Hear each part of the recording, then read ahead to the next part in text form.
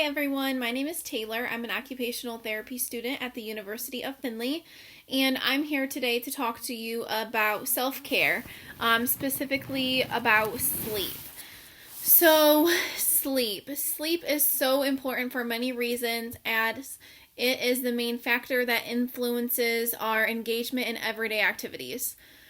So if we don't get good quality of sleep and get good sleep in general at nighttime, that can affect how we feel physically. It can affect how we feel mentally.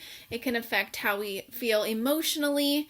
It can decrease our productivity. It can decrease our motivation. It can impact our social interactions with others. So it's so important to make sure that we get good sleep. Obviously, there are many things that influence our sleep quality.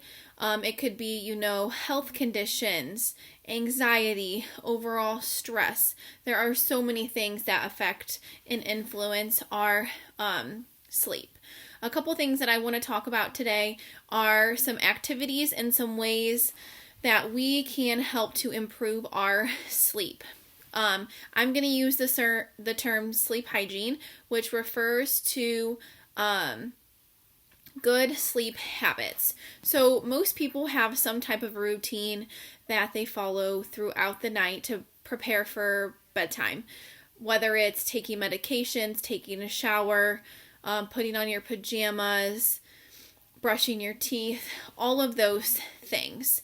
Something else that we want to take into consideration is other activities that people do before we go to bed.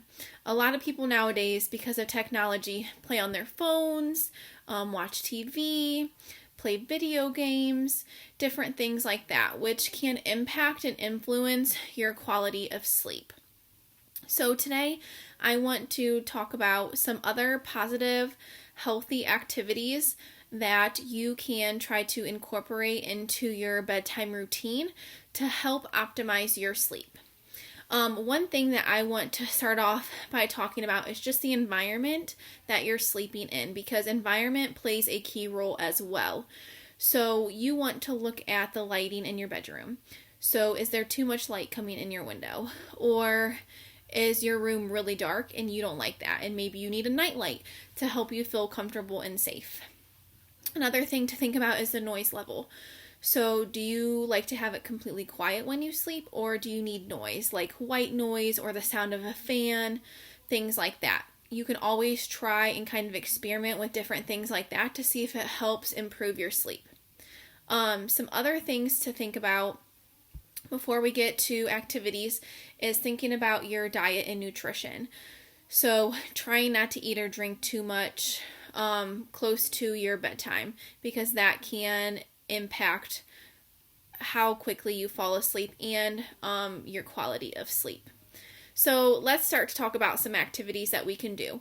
One thing that I highly recommend is listening to some relaxation music. Or doing some relaxation exercises. So you can listen to calming music, which you can find actual channels here on YouTube. You can use Spotify. I will post some playlists, if I can do that on YouTube, that you guys can try to listen to that has calming, relaxing music on it.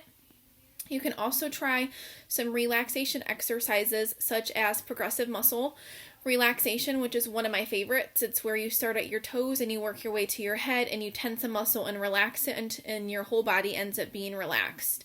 You can also just do some simple deep breathing, so breathing through your nose and out through your mouth, and doing that several times as you're laying down to relax your whole body. You can also try using some essential oils.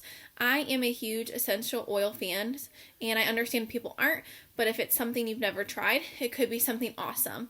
One of my favorite oils that I recommend using when it comes to sleep and just calming is lavender. Lavender is a great oil to use, and with oils, there are so many ways that you can use them. You can put them in a diffuser and diffuse them throughout your room. You can apply them topically, so onto your skin. So I actually use a roller bottle, and with that, you just take the lid off and you can roll it onto your wrists and rub them, put it on your neck, on your back, rub it in. Also, with just the bottle of essential oil, you can inhale it. So just hold it right under your nose and go and inhale it a couple times, because that will get it into your system. With oils, they're so effective because they are one of the only things that can cross into our blood-brain barrier, which is just a fun little fact. But I love them. Also, another thing you could try doing is if you like tea or you're considering trying to drink tea to help, be a part of your nightly routine, I highly recommend there's a sleepy time tea, a bedtime tea, and there is calming chamomile tea, which can be super helpful in just helping you to unwind and prepare for bedtime. I hope those tips are helpful. There are other things that you can try as well if you are a writer. I like to recommend using a sleep diary, which is basically journaling. So you can write out in your journal before you go to bed, everything that happened throughout your day, how you're feeling, any of your thoughts. That way you get all of that out, so it's not all in your head for when you go to lay down at night, and then your mind's just reeling and going. So doing a sleep diary can be helpful. Also doing some coloring or drawing, things like that, being creative and doing relaxing activities like that as well can be healthier alternatives to watching TV or playing video games or playing on your phone. So give those things some tries. I will post a handout that gives you some other additional sleep activities that you can try. I will also post a couple of my favorite relaxation videos for you guys to try if you are interested in doing so. I hope this video is helpful though. Please subscribe to our channel so you can watch the additional videos we'll be posting throughout this week. And I hope this was helpful. Thank you. Bye.